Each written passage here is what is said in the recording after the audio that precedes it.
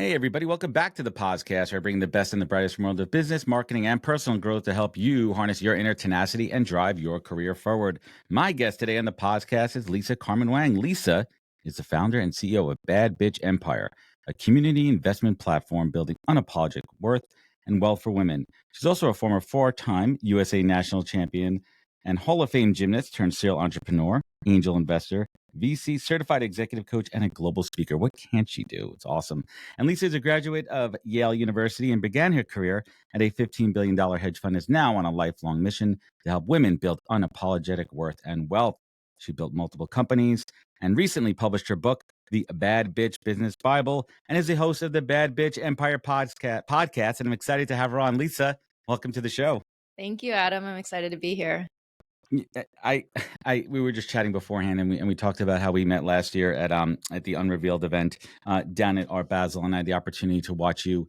You are a master at your craft. You interviewed Rebecca Minkoff, and I just sat back. I'm like, that is how you do it, folks. So kudos to you. And that was the impetus for me to really dig in and see what this Lisa lady is all about, and what is she building, and what has she done. And it's just absolutely incredible. And as you know, as a podcast host too, when you dig into the research on someone, you get those aha moments. And I did not know that you were a gymnast at a young age, and let alone any gymnast, but a championship gymnast and a Hall of Fame gymnast. So if you don't mind me hitting the rewind button, where did that come from? What was it, age 9, 10? Where was that? Where did that? Let's not even talk about the passion, because you have to build up to the passion. Mm-hmm. Do you remember like when your first like lessons when you were little? Yeah. So I started gymnastics when I was 9 years old, and it's a really funny story how I got into it. And it was in third grade. We had something in school called Fine Arts Day. And in Fine Arts Day, there were no math, no science classes. It was, you could sign up for singing, dancing, all these really cool, just artsy, creative classes. And there were two classes that I heard the teacher say, and I just immediately lit up. And those two classes were the Beanie Baby making class and the rhythmic gymnastics class. And I was an avid collector of Beanie Babies. For anyone who remembers, in the 90s, the value of beanies were skyrocketing. I was just like collecting, going to McDonald's, getting the Beanie Babies, and I was so obsessed. And this was a class to teach you how to make Beanie Babies. And the problem was, I heard all these other kids talking, and they were talking about the gymnastics class and the Beanie Baby making class, amongst others. But I realized that there was a problem. And the problem was that my last name was at the end of the alphabet. And the teacher always goes alphabetical A to Z. And so that meant there was a very slim chance that I would get the classes that I wanted because I would choose last. And so for some reason on that day, I decided to take action. And I went to the teacher and I said, it's just not fair that the second half of the alphabet always has to go after the first half of the alphabet. I'm with you on that one. P's in the back. Mm-hmm. And she said, well, I can't just change the rules, but what I can do is put it up for a vote. And so I took that as the moment where I was like, okay, this is where I create change. And so I stood up and I rallied the second half of the alphabet, and I put my fist in the air and I just said, it's just not fair that we always have to go after the first half of the alphabet. And she ended up putting it up for a vote, and the second half of the alphabet won by 1 M and one vote, which meant that we got to go first, which meant that I got to go first. And then I did eeny, meeny, miny, mo, and I landed on the gymnastics class and took that first class and fell in love, and the rest was history. The next 10 years of my life was then defined by that one. There's so much to unpack in that story into itself, and we could probably do an hour podcast just on that conversation right there. But there's a part of it that, did you have that tenacity at that young age to say, screw this, I don't like what I'm seeing here, I'm going to take charge and choose my destiny? Was that something instilled by you by your parents? I mean, if you could look back that far? That's pretty cool. I have no idea where it came from. I mean, I think that I've definitely always been a perfectionist. I've always been a hard worker. I think I've always been somewhat in tune to injustice or things that don't make me happy. And of course, when I was younger, I didn't have necessarily the confidence all the time to really assert my voice. But I think growing up as one of the few Asian girls in a very white neighborhood in the Midwest. So I was born in Wisconsin. I grew up in between Wisconsin and Chicago, and always feeling like an outsider, being made fun of for my accent, and which I don't have any accent whatsoever today. But that was also part of the commitment when I was made fun of when I was younger, that I said, I'm going to get really good at English. And yeah, there's been a definitely chip on my shoulder of like trying to prove that I'm worthy and that I belong and that I'm just as good. Let's talk about chips on the shoulder for a moment here. I want to take a little bit of a left turn. Let's talk about the power of that Mhm. chip, right? Where have you been able to really harness it, looking back on it now, like that chip? Chip's been a good thing for you?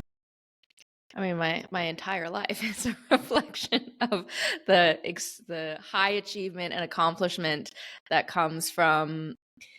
I think all high achievers have this. All people who have big goals. There's like a combination of fear of not reaching your potential, fear of not being good enough, fear of failing, fear of disappointing yourself and others. And actually, my very first podcast that I released was called the Enoughness Podcast, which was the question of when is it ever enough and when am I ever going to be enough? Because I did achieve success very early on as a gymnast, and going to Yale and all these things. And I realized that external success was not translating to internal worthiness and enoughness. And so I explored that very publicly, asking all these successful people, do you feel like you're enough? And the answer was pretty much no. No one actually deep down feels fully like they are good enough. And one thing that was interesting was I noticed a pattern, and one particular difference between how men answered the question or manifested the lack of enoughness and how women did. And it comes from the way society has brainwashed women and said, you are not enough in your being. You're not pretty enough. You are not skinny enough. You are not brave enough, courageous enough, experienced enough, smart enough.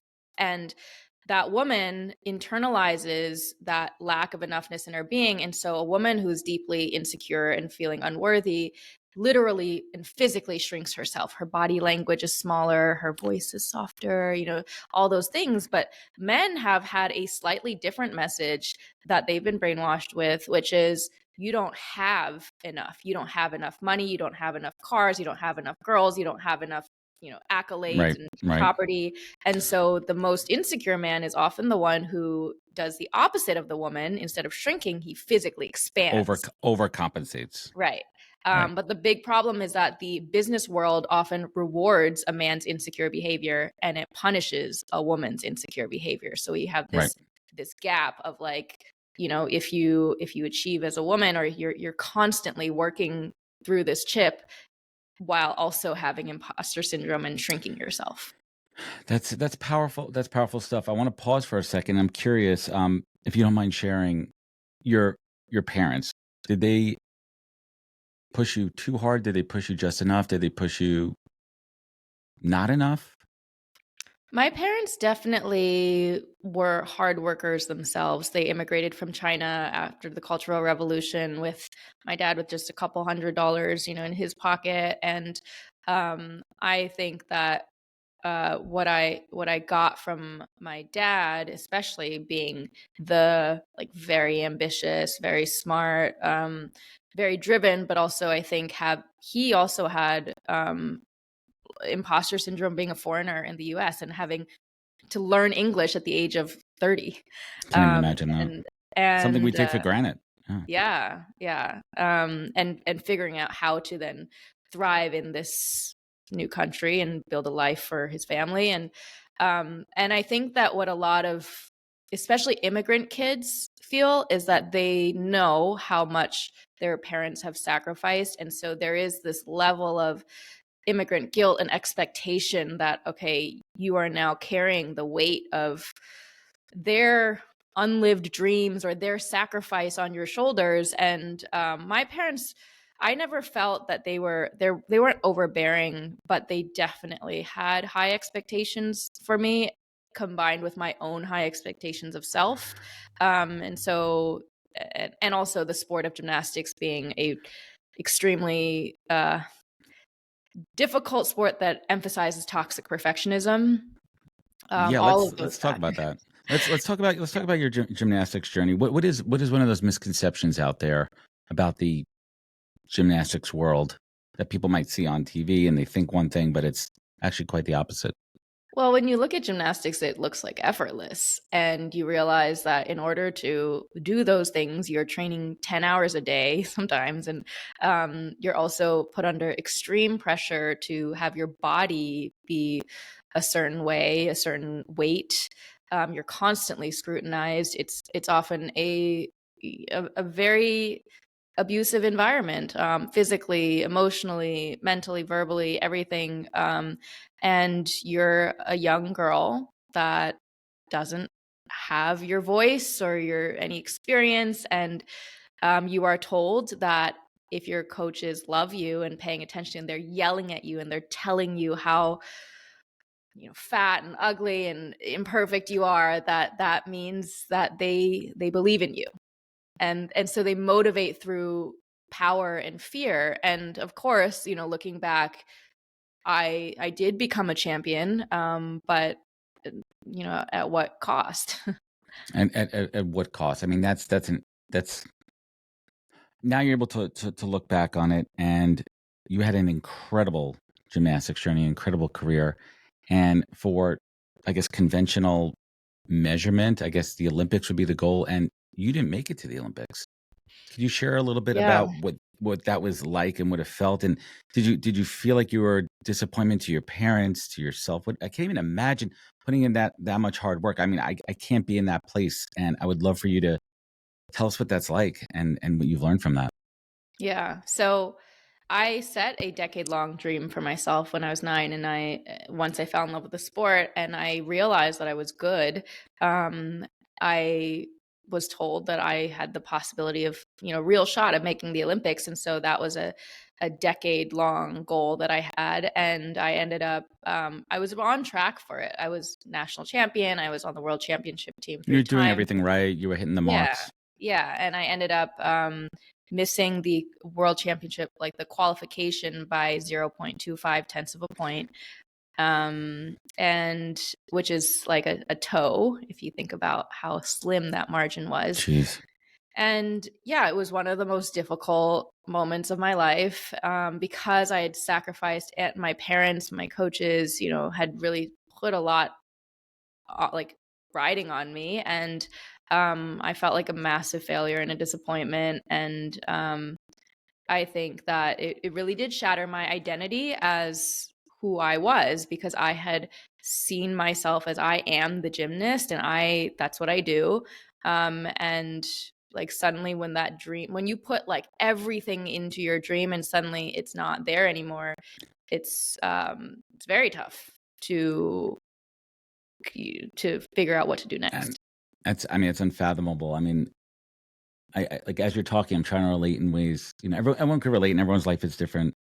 We've all had tremendous failures and disappointments. Take us to that time right afterwards. Yeah. Did you say like, I'm done? I am done with gymnastics. Screw it. I gave it my all. I'm done. I'm now going to focus on my education, move something else. Or were you stuck in a dark place for a while? What was that like? Well, just around the same time that I missed the Olympics, I got acceptance to Yale University, which was also my dream school. And I ended up, really thinking about how I wanted to end this chapter of my life. And it just didn't feel right to end it losing, Mm, because when I looked inside, I realized that I didn't have the identity of a gymnast. I had the identity of a fighter and a winner, and that's what I was. And winners never leave when they're down. And so I ended up deferring Yale for a year and bought a one-way ticket to Russia, which was pretty crazy, to train at the Russian Olympic Training Center.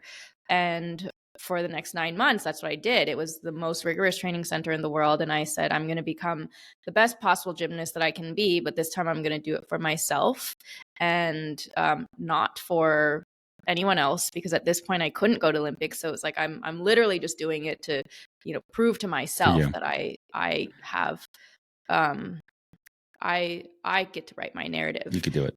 And so I ended up training, traveling, competing for 9 months across Europe Grand Prix World Cup competitions, and I ended up at the the national championships in the U.S. and won every single gold medal. I won Athlete of the Year, and then I was like, "Peace, bitches! Now I am out, and this is That is what I'm how I talking leave." about. You're Yeah. leaving on your terms and your narrative, and you decided that you're going to be the champion your own way, and that is Mhm. badass. I absolutely love that. So let's pivot. Yale, talk about competition, right? Like Yale, like what was? I mean, is it what they say? I mean, is it just ruthless competition there? What's it like at Yale? And what did that prepare Uh, you for? no, I didn't see else. No, I mean, that was a breeze after gymnastics. you're like I'm on Um, vacation now. This is easy stuff. I mean, it was a very interesting transition going from having training 9 hours a day, and then suddenly I had so much time. I'm like, oh wow, like normal kids, they just go to class and then they can eat Well, a nice did lunch. did you have much of a social life when you were in training for gymnastics for all those years? Was this your first real like major socialization? Yeah, so I didn't really Like have having a any life? social life in growing up. So until I went to college, I felt like college was more discovering who I was socially, just in the world outside of a competitive linear achievement. Mhm. And so it was also a time of trying to figure out what my next passion was going to be, which was really difficult having focused on one passion for my entire adolescent life. And then trying to figure out what my intellectual passion was. And I tried out 7, 8 different majors. Uh, didn't really know what I liked, and that was really difficult for me because I do like at the end of the day committing 100% to something. And yeah, it's hard when you are in that indecision moment. So I definitely found who I was. It was like I drank alcohol for the first time. I like went on my first date ever, like in college. Like everything just kind of opened up for me. And most people, when they go to college, they've gone to a party before. They've drank some wine or vodka shots before, and they know how to socialize. And I was just discovering a completely new side of myself. That's exciting though, Mm-hmm. right? Yeah. That's the where did the other side come from? Where did you get that first taste of entrepreneurship? Where'd you get bit by that bug? Was it in college?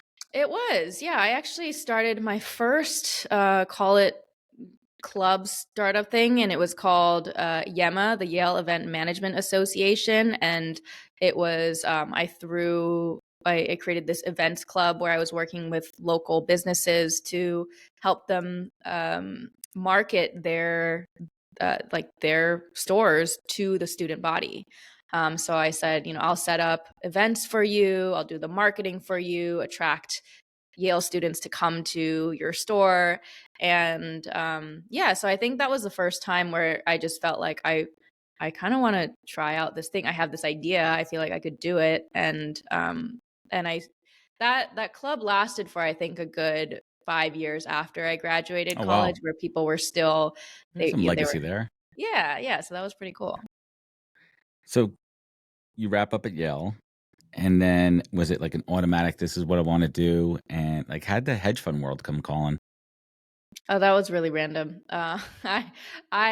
So at Yale, they have all the investment banks and consulting firms coming and recruiting the They're students. scouting. Hmm. And yeah, and um, I I honestly, I think everyone has this question in the beginning. I'm like, wait, so what is management consulting?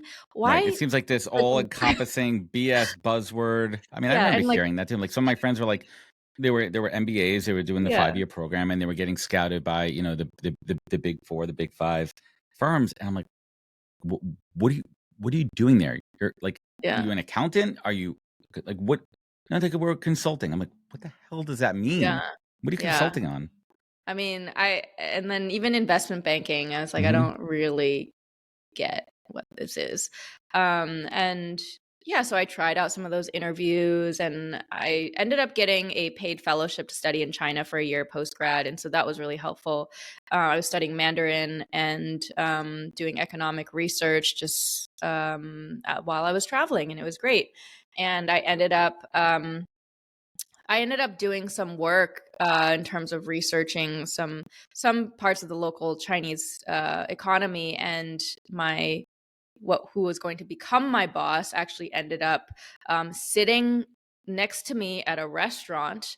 It was one of those communal tables in New York where you're just sitting with like random people, this big community dinner table. And he overheard me talking to my friends about my fellowship in China, the research I was doing, and how I was kind of finishing the time up as I was thinking about what my next step would be. And then they were looking for interns, and Look that at that. internship turned You just into a kind of job. And I was like, well, I have a little nothing eavesdropping. else to do. But in general, a lot of these firms, when it comes to consulting, banking, finance, for those big like analyst roles, they're just looking for smart people, right? Who Right. they can train, and that's really how I got started there. Which is interesting too, because if you kind of fast forward now, which is a question I have for much later on, is when you're looking at opportunities to invest in, how much do you weigh betting on the jockey versus betting on the horse? And going back to that experience when somebody bet on you, right? How did that experience infuse now when you evaluate opportunities? Yeah. So I put a very big emphasis on the founder, because what I found in what I think, again, going back to this mindset of being a winner and being a fighter, it's either you have that hunger and that fire or you don't. And I think that sometimes I've noticed that if someone comes from privilege, if they haven't really struggled in their past, it's hard. Like they don't have that, and it doesn't matter how great the idea is. And this is also with women, a lot of, again, going back to the enoughness conversation, women have imposter syndrome, I think, a lot more, or like manifest that in ways that are where they're shrinking themselves. And I also see how that is like, that also just doesn't work. And having moved from entrepreneur, I mean, I'm still an entrepreneur, but now having also the perspective of being an investor and seeing that, yeah, it is so important for women to understand their worth, because when you 100%. are not sure about your own vision, like, why would anyone else have conviction in your vision? So I definitely, at the end of the day, it's like I can't invest in a company unless I see that that tenacity in the founder of they're going to do whatever it takes to make sure they're successful. And I love that perspective. I want to go back for a moment and actually talk about those 9 months in China.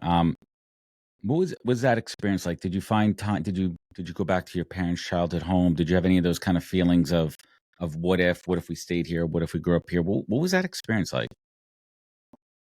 I'm Um, trying to relate, trying to like, okay, this is where my family's from. This is the mhm. heritage. This is where the roots are. Like, did you feel any of that, or were you so focused on the fellowship? I mean, it definitely was interesting going back to China as a, like, I'm born in America. I was An raised in adult. America. When people see me, I have very much a Western demeanor. And it was funny. I remember this one time I was running on the university track, just jogging, and a guy comes up to me. He's like, "Where are you from?" I'm like, "Oh, you don't think I'm from here?" And he's like, "No, you run like a Westerner." And What does I was that like, mean? "Oh, What I the don't." So what does that? I've never. I mean, I had that's a new never heard one of for it too. me. I was like, "Oh, interesting." But yeah, when I Is it a walk, compliment? Is it an insult? Is it I an think observation? Like, where's it's it a going with that? compliment. I Okay. definitely think, because I think Westerners, using their term, it's like we're like, I'm like going for it. I'm leaning in. I'm leaning forward. I'm like running, and then Hmm. I think they Fair. perhaps lean back a little bit. It's not as like kind of aggressively forward, which is kind of American individualism. It's And- just like, let's go. yeah. Um, And you're also running as a professional, a highly tuned athlete, true, right? true, You're running a little bit different, so it's like noticeable. It's like, geez, is that a yeah. Ferrari out there, or Yeah, Ford yeah, but Pinto? I've gotten that when I walk, like literally when I walk in around on the street, or in like I would go into shopping centers, and then the store clerks would be like, "Where are you from?" And I would always find it interesting that given that I am 100% Chinese by blood, that they would see that there was something different. And in Interesting. Chinese there's there's a term called qi, and qi is like your aura, your energy.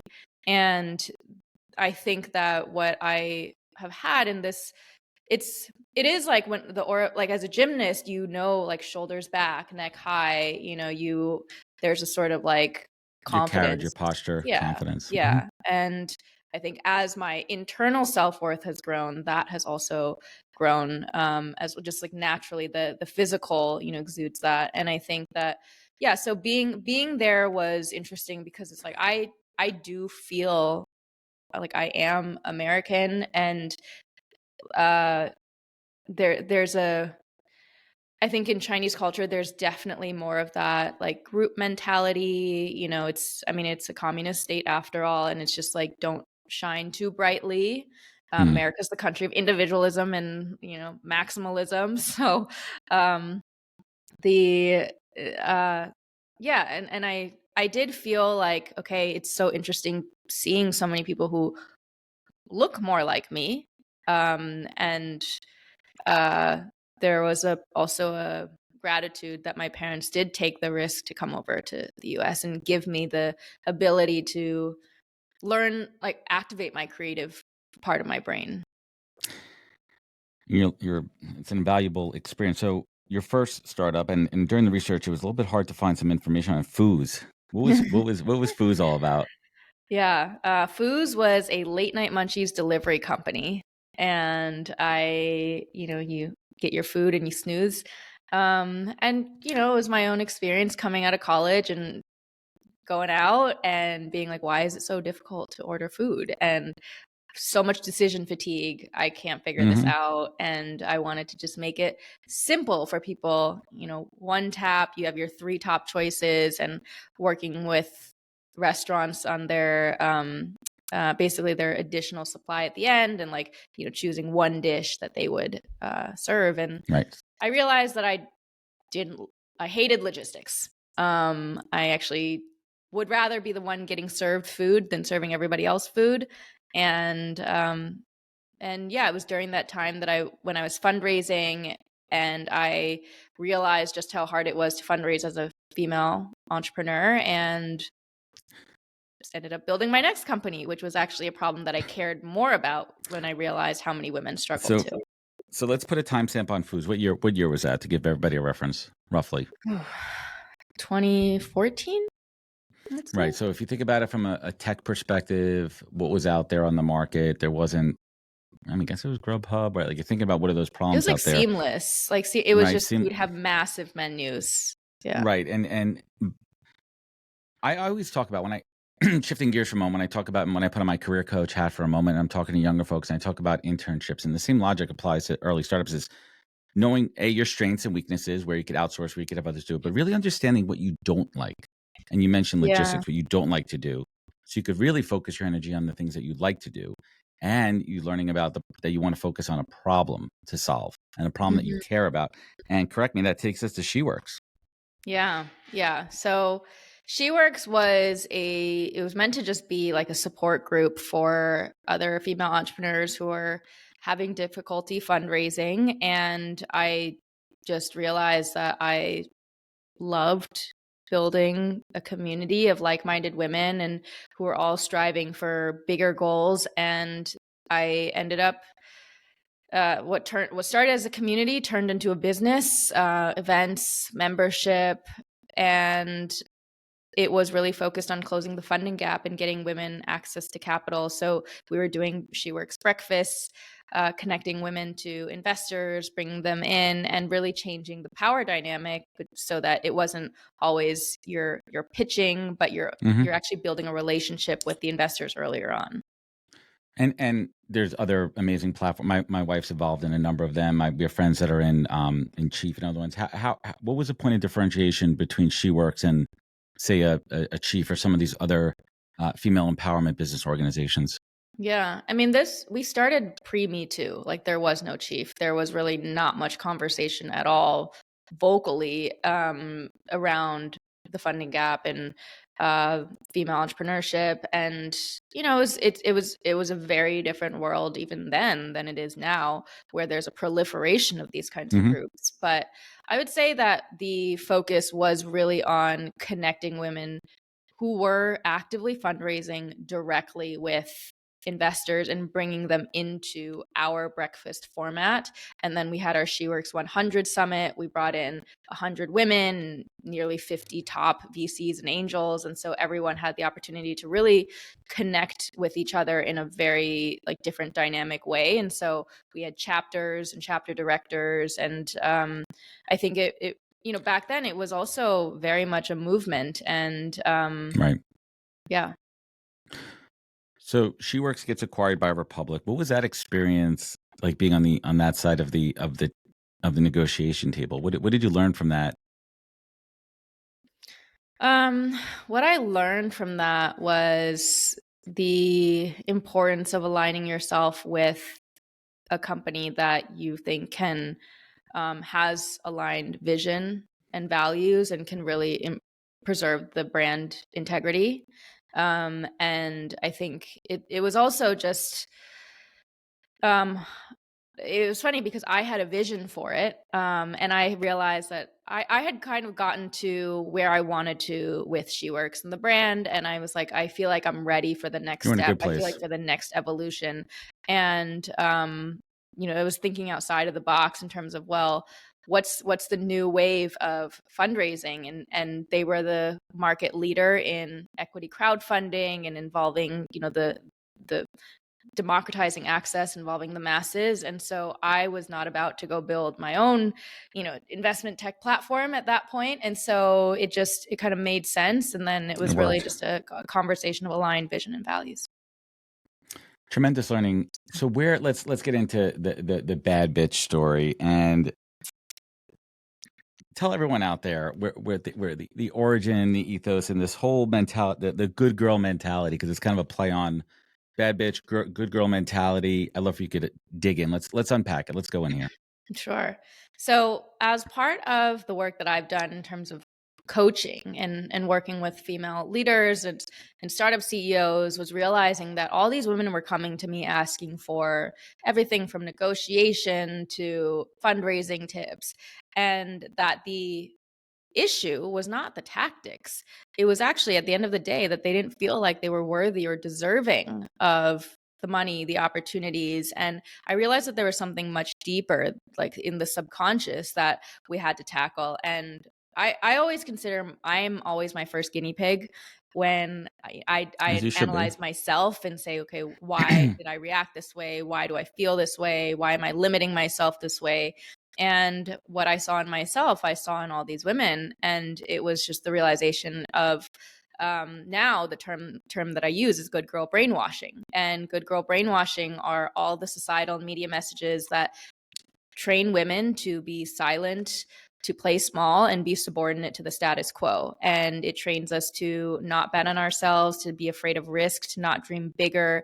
It has good girl habits like people pleasing and toxic perfectionism, and not asserting your voice, not asserting your boundaries. And at the end of the day, what it does is it causes you to be afraid of betting on your own dreams, and you prioritize everyone else and everyone else's dreams before your own, because there's a part of you that doesn't feel like it's possible or that you're worthy of having that be a reality. And it goes so deep. And I talk about this in my book, of everything from religion to philosophy to the way our capitalist system really structures a woman's role in all of it, and how we have been shamed around everything from having a voice, having pride in our bodies, and that's why I say definition of a bad bitch is a woman who unapologetically takes charge of her body, her boundaries, and her bank account. Love And it. I chose the word bitch very intentionally because this is a word that we often use to describe a woman who is, say, cold or aggressive or Negative connotation. too opinionated and maybe too pushy. And what I realized is what that's actually describing oftentimes, especially in the context of a woman being a leader is that's actually just a woman who knows what she wants, is very clear about her opinions and what she cares about, is unwilling to tolerate disrespect, and is going to walk away from anything that doesn't see her value. And so what we have actually turned the word bitch into, it's a way to weaponize a woman's power against her. And so the reclamation of the word bitch is really a reclamation of our power as women. And then, of course, being a bad bitch Right. is also just embracing that playful side of saying, we like you don't have to be a good girl to be accepted. You can do things your own way, and you can really break down barriers and be unapologetic about that. I love it. First and foremost, I am married to a badass bad bitch, and everything that you're saying exemplifies her and what she's built. And by the time this episode airs, I would have recorded my 300th episode with my wife, and we're going to dig into this. We're going to dig into these tenets that make her the strong, badass woman that she is. And I'm also a proud girl dad. My daughter is everything. I name my company after her. This is the legacy. Everything that I'm doing is for her and her brother, who wasn't born when I launched this, but he'll get his eventually. What advice would you give me as a father to raise my daughter with these tenets and principles and values that you're discussing? I mean, I think that one thing that we tend to do with girls is we tend to see girls generally as like a bit more fragile or need to be protected. And rather than focusing, I think, on ways in which she has to fit in certain boxes, I think one of the things is really allowing her to see what's possible for her, and allowing her to speak her opinion and say, what do you think about this? Like, what are your thoughts on this? Oftentimes girls are complimented for how pretty they are, how sweet they are, how kind and giving and nice they are. And rather, can we also compliment her on, wow, you have such an incredible imagination, like, wow, you're so creative, and Love it. like, and though That's that sort of positive reinforcement of her mind and her voice, rather than just positive reinforcement of how she looks and how she is helpful to other people, I think does a lot. well, it's good to hear that because we are on the right track with that. So let's pivot and let's talk about the book. What did you learn about yourself? I love asking authors this question. What did you learn about yourself, Lisa, from the process of writing the book? So the book took 2.5 years from book deal to publishing. And the interesting thing about writing a book like the Bad Bitch Business Bible is that it's very intimidating to be the author of that Bible and to look in the mirror every day and say, I am the bad bitch. And when I started it, the term bad bitch was this term that I kind of muttered, it's like, P.S. I'm a bad bitch. This is my alter ego persona. And I realized as I was writing the book and kind of sharing advice, my own good girl experiences and mistakes, and how I would recommend my reader to take action to overcome those things, that there were still parts of my life that I was not fully embodying being the bad bitch I was talking about. I wasn't walking the walk. I was still allowing other people to cross my boundaries. I was still not prioritizing myself in the way that I wanted to. I was still not necessarily asserting my worth fully. And I just realized that I couldn't, in good faith, write this book if I wasn't walking the bad bitch walk. And so it No, really forced me to level up in a lot of ways. And also to realize that being a bad bitch isn't always just about being like, uh, just constantly confident and always out there and going after it. And that it's okay to be vulnerable. yeah, so I mean, my book is extremely vulnerable, which sometimes people are surprised about when they see the cover, like a very strong, Hmm. unapologetic, confident woman. And I think that at the end of really what this book is all about, and being a bad bitch is all about, is radical self-acceptance, self-trust, self-belief, and self-love. And I think that's where the Bad Bitch Empire has come about, and this the slogan of unapologetic worth and wealth for women, which is that idea of there isn't perfection. Like there isn't that moment when you're like, I just am. And it's a constant evolution of stepping into your most authentic and powerful self. And I think that that's, as I have learned to love and forgive myself, and on a daily basis, it's you're never 100% perfect each day. No, And so can't. yeah, so I think it's even for me, the evolution of what does it mean to be a bad bitch, because also I also realized that what I was putting myself in a trap of, ironically, it was like the toxic perfectionism again, was okay, Goes now that back to gymnastics. now that people see me as this woman, I have to put on this, like, I'm just like crushing it. It's like great. I'm building this empire and it's awesome. We're making money. And I was like, there's so many tough days, and it Of doesn't, course. it actually doesn't get easier. No. Now it feels like there's even more pressure, because like if you're running an empire, a bad bitch empire, that brand, the weight Got to be of, delivering on the promise of the empire, I right? know. Empire can't be, it's got to be something there, and there's pressure there. Lisa, Yeah. who's this book for? Who should be picking it up? I think it's really for, I mean, first and foremost, it's for any woman who feels like she was meant for more, that feels like sometimes her doubt gets in the way of her own dreams, that she feels like she wants to, but maybe something's holding her back. She deals with imposter syndrome, but she's ambitious. She wants to create change in the world. She wants to be a leader, and she wants to do it her way. And she feels like perhaps there's something in this current system or reality that isn't serving her, and she's tired of fitting into the same box and listening to what everyone else tells her she should be doing. And I I love also it. think for men, there are a good amount of men who have picked up this book and actually read it, and as they realize, like, wow, there's a lot of things that I as a man can learn, and also to more deeply understand the Mm. nuances of the feminine perspective, in the workplace and in this world. See, that's critical in this world of DEI and B, this world of inclusion and equity and understanding. Leaders, even in this 2023, so many male leaders are lacking that perspective. I mean, this should be like almost a mandatory, coursework before you get into the C-suite at a Fortune 500 company. How Yeah. are you working with larger organizations, and are you approaching them? Are they approaching you? And what's the receptiveness before and after? Yeah, so far the main thing that I've been doing has really been the good girl brainwashing, break free of good girl brainwashing workshops.